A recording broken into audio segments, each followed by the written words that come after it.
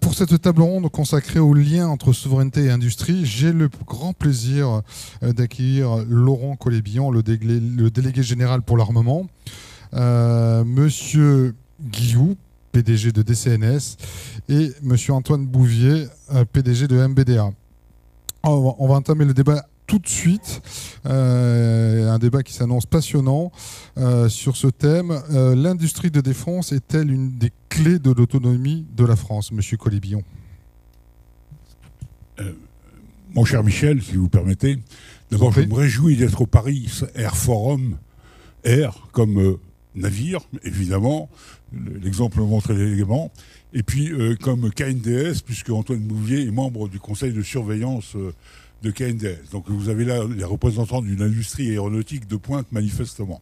Je vois que le choix a été fait de manière très très subtile, mais pertinente certainement. Bon, quelques mots rapides en introduction, c'est ce que vous attendez de moi.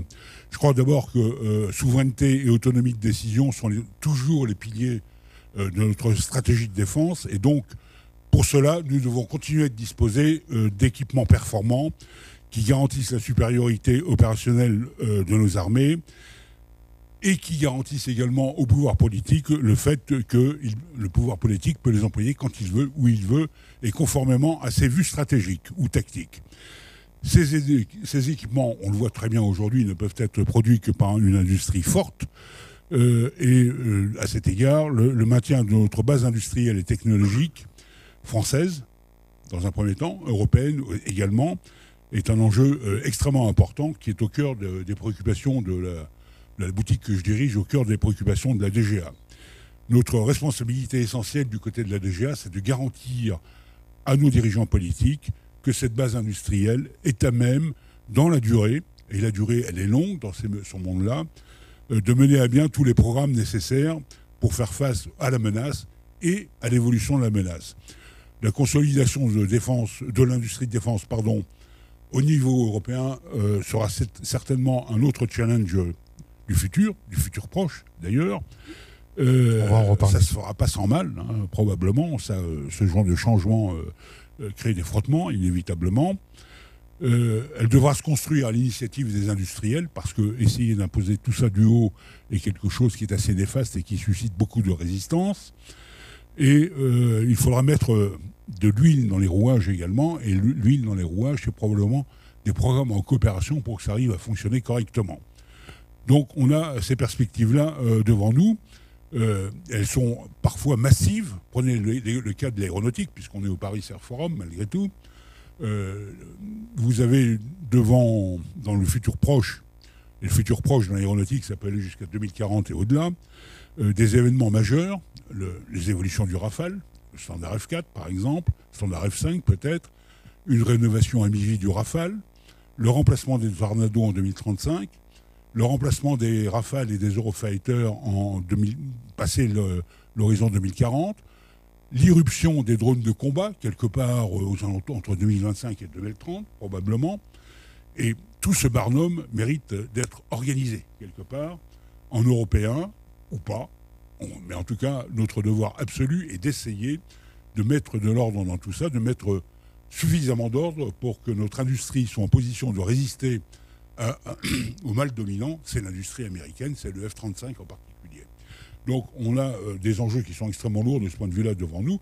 Ce n'est pas simplement des enjeux de souveraineté, mais c'est également des enjeux d'emploi à la clé et de capacité de notre industrie. Donc tout ça fait partie de nos préoccupations. D'une manière générale, nous devons donc avoir une industrie qui est d'un très haut niveau technologique, et à cet égard, les études amont, l'innovation, comme on dit maintenant, tout cela est une préoccupation permanente et essentielle, car la maturation des technologies qui nous permettent de passer d'un stade du concept ou de découverte scientifique à quelque chose qui est intégrable dans un système d'armes est une étape qui doit être accompagnée, forcément. C'est une étape, ce sont des étapes qui sont longues. La maturation des grands programmes, c'est au minimum 15 ans dans le système actuel. Les grands systèmes donc, qui seront en service à l'horizon 2040, comme ceux que j'ai cités, doivent déjà être imaginés aujourd'hui, préparés, réfléchis. Quelles sont les technologies que nous voulons intégrer, à quelle époque, comment ça va se préparer. Tout ça est extrêmement long et ce sont des temps que nos hommes politiques, hommes ou femmes politiques, n'ont pas l'habitude de manipuler d'une manière générale.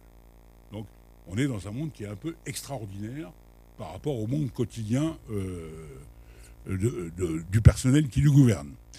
Je crois que l'autre préoccupation qu'on a, c'est de garantir que les solutions qu'on propose sont pertinentes à long terme. Donc là aussi, il faut faire preuve de capacité de prospective, de surveillance du panorama, de détection des ruptures.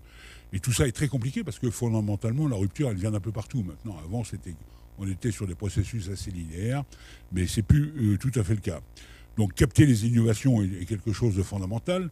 C'est d'autant plus fondamental qu'on est devant une rupture qui est basique, enfin qui est présente partout maintenant, c'est la rupture du numérique.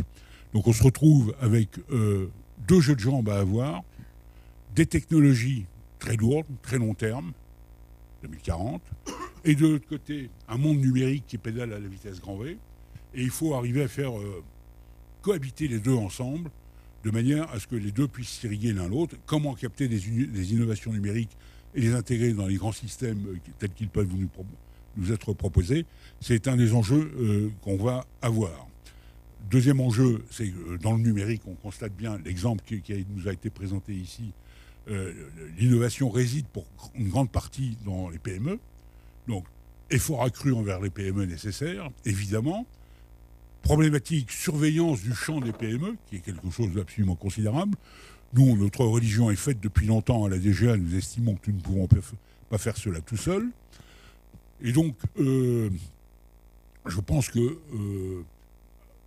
à l'arrivée, nous ne pouvons pas nous passer d'un ensemble de compétences qui nous permettent à la fois d'avoir une bonne image de cette industrie dans toutes ses dimensions et une bonne image également des technologies possibles. Donc, notre souveraineté, en résumé, ne peut pas se passer d'une industrie forte, compétitive, parce que l'exportation fait partie de ce qui doit nous guider. On est quand même sur un marché qui est extrêmement étroit. Je ne parle pas simplement du marché français, mais également du marché européen. La compétition, ce n'est pas maintenant savoir si on va se bousiller les uns les autres en intra-européen. Ça, c'est du passé. Maintenant, ce qu'on trouve, nous, à l'exportation, comme concurrents, c'est les Chinois, c'est évidemment des Américains, et de manière massive.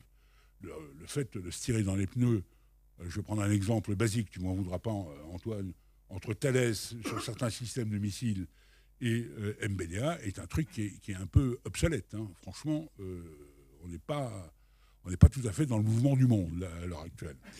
Donc, voilà. Nécessité absolue de continuer à développer une capacité de R&D, de capacité d'innovation. Quelques chiffres, 75 milliards de dollars de R&D aux US. Bon, voilà, c'est dit. C'est plus de 2 fois le budget français en global. Budget de la DARPA, 85 milliards par an, maintenant, en dollars. Évidemment, ce ne sont que des dollars, pardonnez-moi. Donc, on est devant un monde qui est ultra compétitif, qui nous met une pression d'enfer, et on a intérêt à s'organiser extrêmement vite. Merci, M. Collet-Billon. Hervé Guillou, on va aborder un autre thème de l'autonomie française, sur le thème de l'exportation. Vous, DCNS, vous souhaitez exporter grosso modo 50% de votre chiffre d'affaires à terme. Un rapport récent de l'IFRI estime que les exportations pourraient être une menace sur l'autonomie de la France. C'est un rapport qui vous a fait visiblement tiquer. Qu'est-ce que vous en pensez ? Mais aussi le délégué qui est à côté de moi. J'ai vu son excellente tribune dans un très bon journal récemment. Ben c'est une contre-vérité totale. Et il suffit de comprendre que la France, qui est un petit pays, si elle veut rester souveraine, elle doit réunir sur son sol 2 conditions. La première, c'est d'avoir le spectre des compétences disponibles à sa souveraineté pour garantir la supériorité technologique au combat. C'est vrai de la dissuasion, mais c'est aussi vrai de l'ensemble des composantes de premier rang. Et la deuxième condition, c'est que ça soit économiquement viable, parce que nous avons le budget que nous avons et il faut être capable de rester en première division à des coûts acceptables. Ces 2 conditions, compétences et économie, exigent de l'export. Je vais prendre quelques exemples. Si entre deux générations de sous-marins, que sont le Barracuda et le SNLE de troisième génération, vous avez au niveau des développements 4, 5 ou 6 ans de creux, puisque les développements n'arrivent qu'une fois tous les 5-6 bateaux, eh bien, sans l'Australie, la souveraineté de la France est en danger, puisque pendant un nombre d'années significatif, vous n'avez pas de quoi entretenir votre bureau d'études de sous-marins.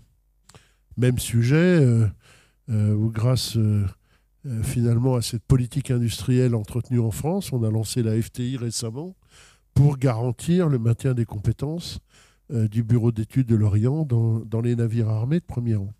C'est tout aussi vrai pour la production, avec des cycles, et là je viens à la question économique, qui nécessitent un amortissement de frais fixes très important.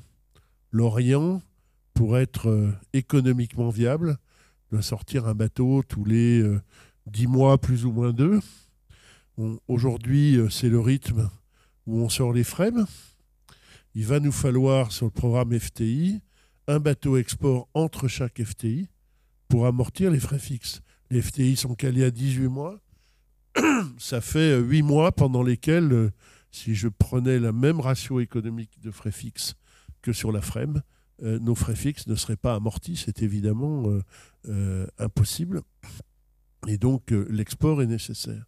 À Cherbourg, de la même façon, l'écart entre les bateaux des programmes nationaux, à peu près 2 ans, 2 ans et demi, ne permet pas de maintenir l'ensemble des compétences de production et d'amortir l'outil de travail. Historiquement, à Cherbourg, il y a eu, depuis les années 60, entre 4 et 6 sous-marins en permanence.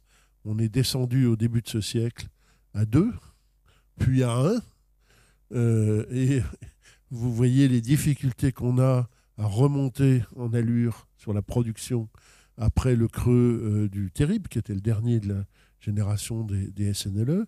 Ça coûte beaucoup d'argent, c'est très difficile, ça crée des problèmes, et on n'est pas capable ensuite d'assurer les besoins souverains de la France. Dernier point, s'il en fallait un, la Grande-Bretagne n'a pas exporté de navires de taille significative depuis 1992, à ma connaissance.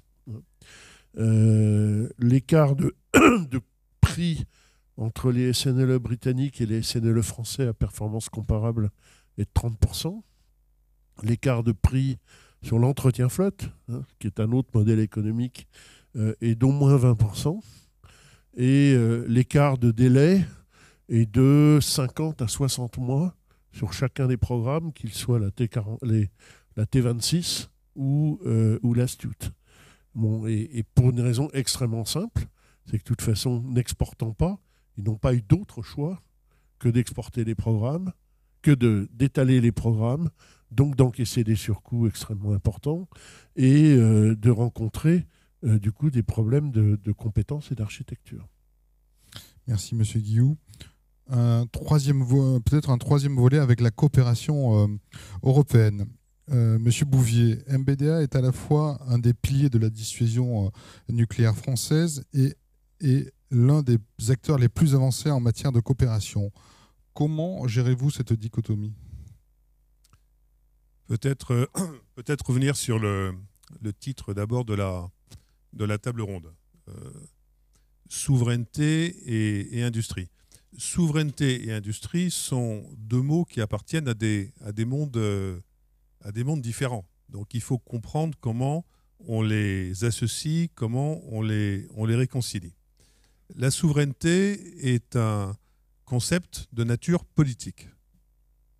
La souveraineté se décline dans un objectif d'autonomie stratégique, qui lui est un concept stratégique qu'on retrouve dans les livres blancs, qu'on retrouve aussi maintenant au niveau de l'Union européenne, puisque la stratégie globale qui a été définie par Mme Mogherini en juin 2016 donne pour l'Union européenne, pour l'Europe, un objectif d'autonomie stratégique. cet objectif d'autonomie stratégique se décline dans un certain nombre de libertés. Liberté d'appréciation, liberté de décision, liberté d'action, qui correspondent à des capacités opérationnelles, des capacités militaires extrêmement précises. La liberté d'appréciation, c'est par exemple Helios, qui au moment de la première guerre du Golfe a un accès indépendant à des images en Irak qui permettent de comprendre la situation sans avoir à se baser sur des images américaines. La liberté d'action, c'est la capacité d'entrer en premier sur un théâtre d'opération, donc d'avoir des capacités de suppression des défenses aériennes ennemies, des capacités de frappe dans la profondeur, des capacités de pénétration. Et ces trois libertés se déclinent au niveau industriel dans un objectif qui est beaucoup plus précis, et c'est celui-ci, je crois, qu'on doit bien cerner pour comprendre quel est le rôle de l'industrie et comment est-ce qu'on peut partager cette souveraineté, parce que la souveraineté, ce n'est pas quelque chose qu'on partage, c'est un concept politique. Mais si on fait cette déclinaison souveraineté, autonomie stratégique, les différentes libertés, qu'est-ce que ça veut dire pour l'industrie? Ça veut dire qu'il faut qu'on soit capable de maîtriser les technologies et les capacités militaires critiques. Voilà le critère de ce que, dans une perspective industrielle, on appelle souveraineté dans une perspective politique. Et on voit que quand on définit ce critère, il est beaucoup plus opératif dans les différentes actions qu'on peut faire, en particulier dans les actions de coopération. Parce que des technologies, des capacités militaires critiques, elles peuvent se partager dans un certain nombre de conditions, avec des pays avec lesquels on organise une certaine dépendance mutuelle, avec lesquels on a des objectifs des objectifs stratégiques, des objectifs d'autonomie qui sont partagés parce qu'on a un intérêt stratégique commun. Donc, je voulais en introduction donner ce point de vue que l'industrie a un objectif précis sur ses capacités militaires et ses technologies critiques. Maintenant, cette dichotomie, je ne vois pas que ça soit une dichotomie. Et d'ailleurs, MBDA, c'est un cœur national. Et au cœur de ce cœur, il y a le nucléaire. Le nucléaire est national, le nucléaire restera national. Le nucléaire est au cœur de la souveraineté et la première mission de MBDA, c'est de contribuer par le missile ASMPA à la crédibilité de la dissuasion à travers sa composante nucléaire aéroportée et dans une perspective de moyen long terme, de contribuer à la pérennité de la dissuasion à travers la pérennité de sa composante nucléaire aéroportée. Donc ça, c'est le cœur national, qui est le cœur nucléaire.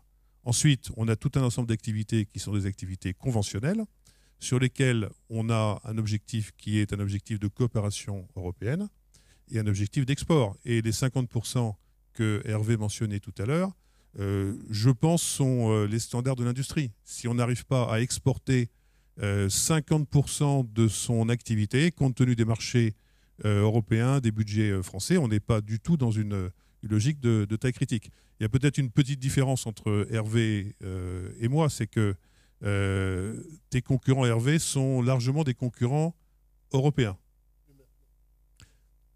Et des concurrents européens, et malheureusement plus maintenant parce qu'il y a des concurrents non européens qui sortent. Mais les concurrents américains ne sont pas aussi agressifs. Pour MBDA, les concurrents sont des concurrents américains, des concurrents du reste du monde, et notre marché domestique, c'est le premier cercle, le marché français, le client français, et le deuxième cercle, c'est le marché, les clients européens. Ce qu'on appelle l'export, c'est en dehors des frontières de l'Europe.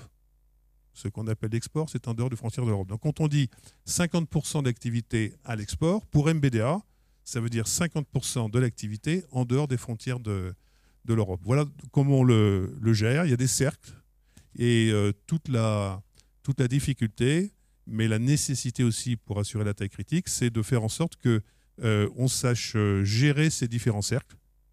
Des cercles qui sont au cœur de la souveraineté, des cercles de coopération européenne et des cercles où on va à l'export pour assurer la taille critique. Okay, merci beaucoup. J'ai une question pour vous trois. Le Le candidat Macron avait recommandé lors de sa campagne une accélération de la politique de réindustrialisation de la défense et de mieux sécuriser les approvisionnements afin de garantir l'autonomie stratégique de la France. J'imagine que c'est du pain béni et pour la DGA et pour les industriels. Alors, dans un monde idéal, quels sont les besoins de la France pour réduire ses dépendances et ses vulnérabilités? Très rapidement. Monsieur Colibillon. Les dépendances, tout le monde les connaît. C'est celles qui résultent de l'application des règles d'ITAR par les États-Unis, par exemple. Ce sont des choses comme ça, où les restrictions qui peuvent être apportées à l'utilisation du GPS, de Navstar. Donc le souci qu'on peut avoir, c'est de créer des filières qui nous permettent de nous affranchir de ça. Ce sont des problématiques qui sont un peu compliquées quand même, qui ne peuvent pas être traitées dans le seul cas français. Vous ne pouvez pas créer une filière de composants pour quelques composants français stratégiques par an. On a essayé dans le passé, on s'est cassé la gueule un certain nombre de fois. Et puis, développer des systèmes qui nous permettent de retrouver l'autonomie. Ça, c'est Galileo, évidemment, dans le domaine de la navigation. Donc, il y a un certain nombre de points là-dessus qui sont à faire. Ça demande également le soutien des industriels. Je veux dire par là que si jamais on se lance dans une filière de composants désitarisés en Europe, il faut que les industriels, dont vous, mes seigneurs, acceptent de s'approvisionner auprès de cette filière, même s'il y a un léger surcoût, en évitant d'aller chercher les composants à Taïwan. Je ne sais pas pourquoi je dis Taïwan, mais ça pourrait être Singapour ou ailleurs. Voilà. Monsieur Guillou. Je vais prendre un autre angle. Il y a, en plus des listes ITAR, un certain nombre de compétences que nous appelons orphelines, qui ne sont pas commercialisables par l'export. Et celles-là, pour préserver notre souveraineté, il est indispensable de les maintenir et de les développer en France. Je prends quelques exemples. Par exemple, notre équipe de mathématiciens qui travaille sur l'analyse des bruits acoustiques sous-marins, c'est des choses qu'on n'exporte pas. L'architecture des chaufferies nucléaires, ça c'est déjà plus cher. Et les installations de catapultage ou de mise en œuvre des avions sur un porte-avions, qui sont des choses où nous n'allons pas trouver très facilement ni de marché export, ni de marché civil pour les valoriser. Donc ça, c'est un premier angle qui nécessite, en addition de la liste qu'a mentionné Laurent, un vrai effort de R&D et d'investissement avec l'industrie. Le deuxième aspect, c'est qu'il ne faut surtout pas voir, ça a été dit tout à l'heure, le sujet des compétences comme un sujet statique, c'est un sujet dynamique. Donc le problème de la supériorité technologique, ce n'est pas du tout seulement celui d'aujourd'hui ou même de l'achèvement des programmes déjà lancés. Le problème de la supériorité technologique, il doit se voir en dynamique sur 10, 20, 30, 40 ans. Et donc, il faut investir, parce que là, il n'y a pas de marché établi ou d'approvisionnement possible. Il faut investir dans les compétences de supériorité technologique souveraine et qui font la différence stratégique, comme l'a mentionné Antoine, qui seront celles nécessaires dans 20 ans, dans 30 ans. Que ce soit le big data, la cybersécurité, les matériaux, l'intelligence artificielle, que sais-je encore. Et ça, c'est un très gros investissement. Et pourquoi c'est un gros investissement ? Parce qu'en fait, les cycles, c'est ce qu'a rappelé Laurent tout à l'heure, sont de plus en plus rapides. Sur un cycle de vie d'une frégate, on va avoir 6-7 générations de communication. On va avoir 6-7 générations d'ordinateurs ou de logiciels en matière de contrôle-commande. On va avoir 6-7 générations de traitement du signal. Et ça, cette cohabitation du temps long et du temps court, je pense que c'est le vrai investissement qu'on a à faire aujourd'hui. Et c'est ce qui fait qu'on ne peut pas rater une marche. Quand on rate une marche, c'est ce qu'on a fait dans l'informatique générale en laissant Apple et d'autres se développer tout seuls, on est sorti du marché.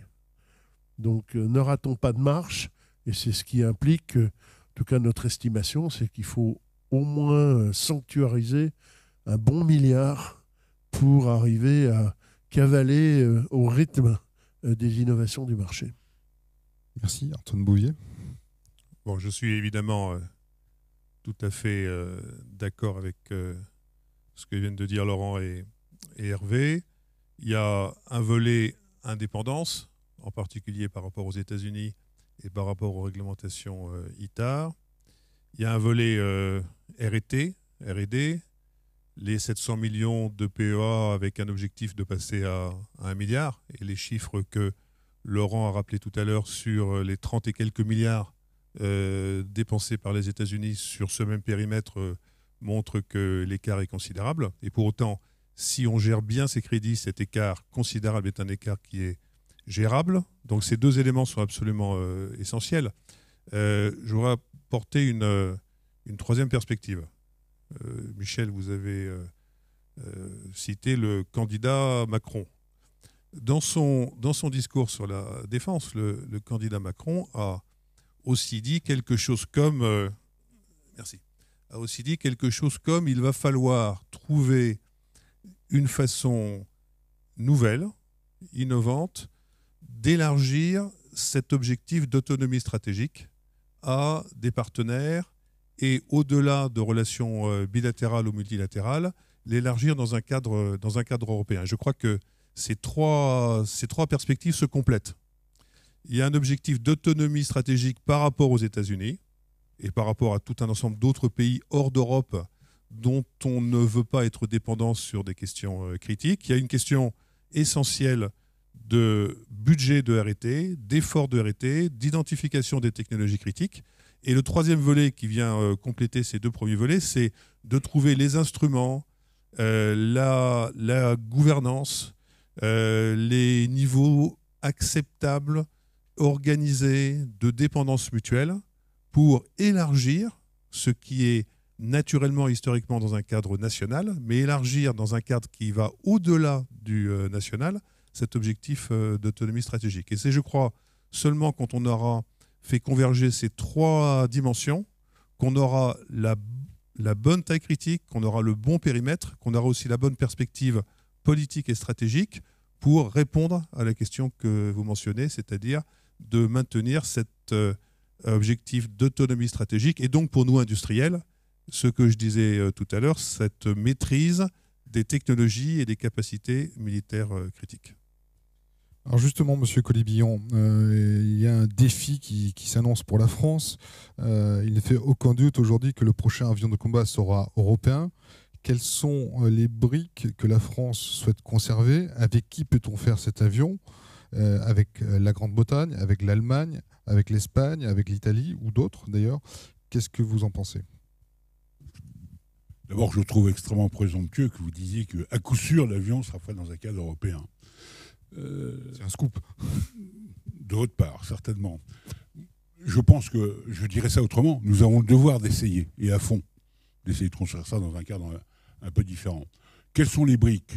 C'est difficile à dire. On a des points, à coup sûr, des secteurs d'excellence, par exemple les commandes de vol électriques de Dassault. On a des points extrêmement forts chez Thales en matière de détection, de radar de détection aéronautique, de contre-mesures, etc. Donc, on peut faire le bilan de tout ça. La problématique à l'arrivée est d'arriver à partager de manière correcte et à peu près équilibrée avec les gens avec lesquels on veut coopérer. Sinon, ce n'est pas la peine d'essayer, on peut rester chez soi. Le diable est dans les détails. Il faut se rappeler qu'en 1985, pourquoi on a raté l'occasion de l'avion de combat européen de l'époque, à Turin? C'est pas du tout sur les principes de base, c'est pas du tout sur l'avion lui-même, c'est pas trop sur ses systèmes et équipements électroniques. On a raté ça parce que on a calé complètement sur la problématique du moteur, entre Snecma et Rolls en particulier. Donc voilà. Donc il y a des moments où ça ne marche pas sur des points qu'on n'attend absolument pas. Quels sont les partenaires favoris? Les partenaires favoris, il y en a partout. Il y a des compétences aéronautiques quand même certaines du côté du Royaume-Uni, mais avec une question de fond, deux questions de fond du côté du Royaume-Uni qui sont le Brexit d'une part et d'autre part le choix massif du F-35 en tant qu'avion de combat en réalité. Il y a bien sûr l'Allemagne qui dispose de capacités aéronautiques historiques, si je puis dire. On s'en souvient très bien du côté français, il me semble. qui a également une puissance financière qui est tout à fait remarquable. Donc je pense qu'on ne peut pas dire, aujourd'hui qu'on va faire l'aéronautique de combat, par exemple, en ignorant totalement ce qui se passe en Allemagne. Ce serait un péché mortel, évidemment. Maintenant, il faut mettre les choses sur la table de manière équilibrée et aller chercher les points forts des uns et des autres. L'objectif qu'on peut poursuivre, qui est un objectif très défensif sur le court terme, c'est d'abord éviter la généralisation massive sur tous les pays européens du F-35 dans le domaine de l'aéronautique. Parce qu'à ce moment-là, il est assez probable qu'on sera concentré sur des programmes qui pourront être franco-français, mais à prix d'or, et sur des quantités extrêmement réduites probablement, et avec une exportabilité qui sera en péril, certainement. Donc voilà, c'est une période intéressante qui s'ouvre parce que tout ça est devant nous. Tout ça est devant nous. Les délais nécessaires nous imposent de travailler dès maintenant là-dessus. Donc, comme disait le Parti communiste après la guerre, Français, retroussez-vous les manches. Alors j'ai une question pour vous trois. En termes de préparation d'avenir, quelles sont les armes du futur dont la France doit se doter pour conserver son autonomie? Et comment appréhendez-vous la révolution du numérique avec tous les dangers du cyber ainsi que la montée en puissance de l'intelligence artificielle? Qui veut commencer? J'ai le micro, je vais commencer. Les armes du futur, elles doivent d'abord correspondre à des besoins opérationnels, et ces besoins opérationnels découlent des menaces et du nouveau contexte stratégique. De la perspective de MBDA, ce que nous voyons se développer sur des scénarios actuels, mais qui certainement vont se renforcer sur le moyen long terme, c'est ce concept de déni d'accès. Ce concept de déni d'accès qui est un concept que l'on doit combattre d'abord par la protection des déploiements. C'est-à-dire quand on a en face de soi un déni d'accès, il faut pouvoir agir, il faut pouvoir se déployer en étant protégé. Et la deuxième grande ligne pour combattre cet objectif, cette stratégie de déni d'accès, c'est de pouvoir frapper, donc de pouvoir pénétrer le plus loin possible des défenses adverses qui sont de plus en plus efficaces. Cet objectif de protection des forces déployées, cet objectif de frappe dans la profondeur, ce sont les deux grands piliers de MBDA, à travers des programmes comme le Scalp, le Storm Shadow, mais également l'Exocet, l'antinavire, et sur lesquels nous travaillons avec les Britanniques dans un programme commun, en tout cas à ce stade une phase de concept, dont je rappelle pour ceux à qui ça a pu échapper que le document a été signé par Laurent Collet-Billon et son homologue britannique la veille du jour où la Grande-Bretagne a fait jouer l'article 50. Et cette date n'était pas une coïncidence, c'était un message extrêmement fort des autorités françaises et des autorités britanniques pour dire demain il y a l'article 50, mais la coopération entre la France et la Grande-Bretagne sur un secteur aussi stratégique que la frappe dans la profondeur se poursuit et se renforce malgré le Brexit. Donc première grande ligne pour MBDA, la frappe dans la profondeur, aujourd'hui dans un cœur franco-britannique, mais qui a vocation à être étendu à l'ensemble des pays européens qui aujourd'hui opèrent des missiles de croisière. Ça se fera en temps voulu, lorsque le dossier sera suffisamment mûr en franco-britannique. Et puis deuxième grand volet, la défense aérienne énergie, c'est-à-dire la protection des troupes déployées. Une étape importante a été franchie cette année avec le BNT, même contrat 2016 sur lequel on travaille. Et on continue évidemment à travailler pour apporter aux troupes qui se déploient le maximum de protection.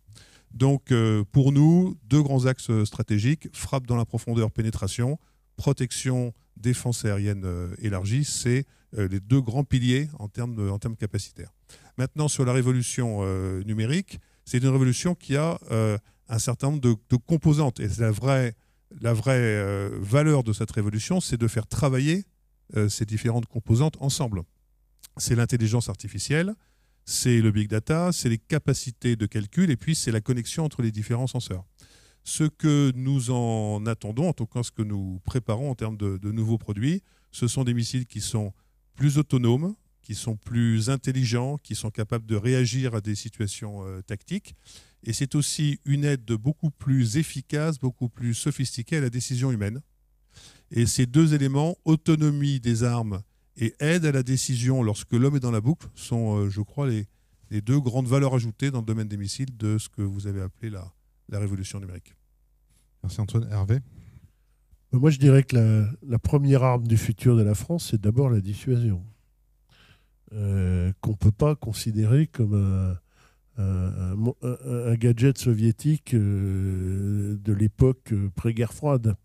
La dissuasion, pour moi, restera à horizon prévisible, c'est-à-dire au moins 50 ans, si ce n'est 100, un outil absolument fondamental de notre autonomie stratégique, de notre souveraineté, et un outil fondamental du maintien de la paix. Donc, moi j'adhère, et DCNS adhère complètement au discours qui est de dire qu'une des priorités absolues, c'est effectivement la continuité de la posture de dissuasion et la capacité à donner dans la durée à notre dissuasion sa furtivité, son don d'ubiquité et son efficacité requise avec des contextes géostratégiques qui vont évoluer considérablement, donc avec une capacité de reprogrammation tout à fait significative. Mais je dirais que ça, c'est quand même un socle français extrêmement important des armes du futur, dans lequel on investit peu. Il faut se rendre compte que nous sommes aujourd'hui à 0,17% du PIB. Sur la dissuasion, nous avons dépensé dans les années 60 jusqu'à 1,05% de notre PIB. Donc il est temps, on est à un étiage extrêmement bas, il est temps, pour une période de renouvellement, de faire l'effort nécessaire pour préserver la paix et préserver notre indépendance. Le deuxième sujet, c'est clair, il y a une quatrième armée, c'est l'armée du monde virtuel.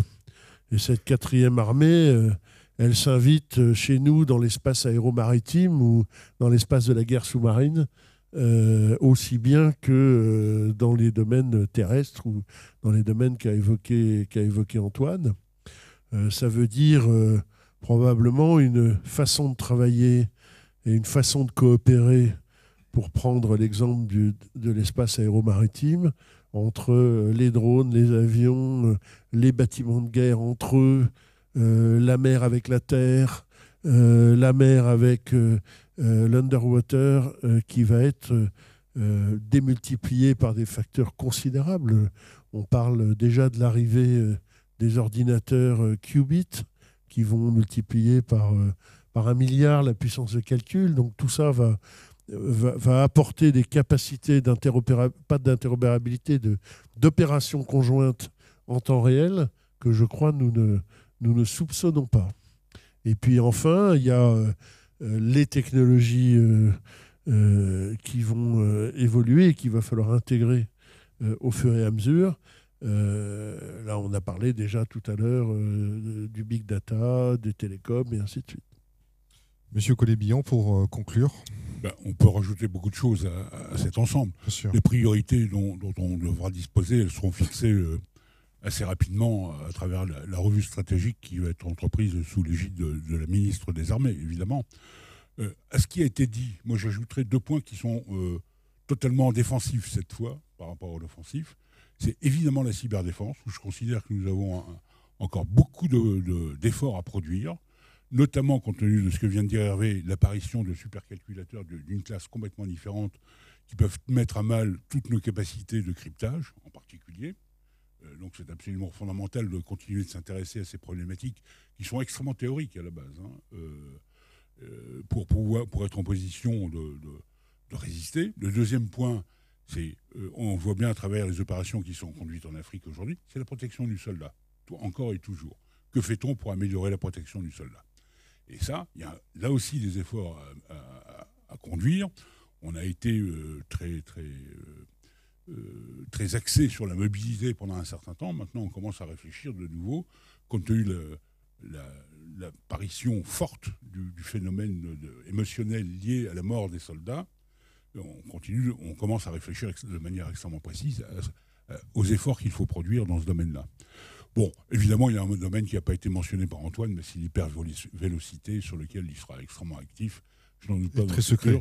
Je compte beaucoup sur lui pour faire, dans les 17 secondes je dépasse déjà, dans les 20 secondes que j'ai dépassées, je compte beaucoup sur lui pour faire de l'autofinancement à tour de bras.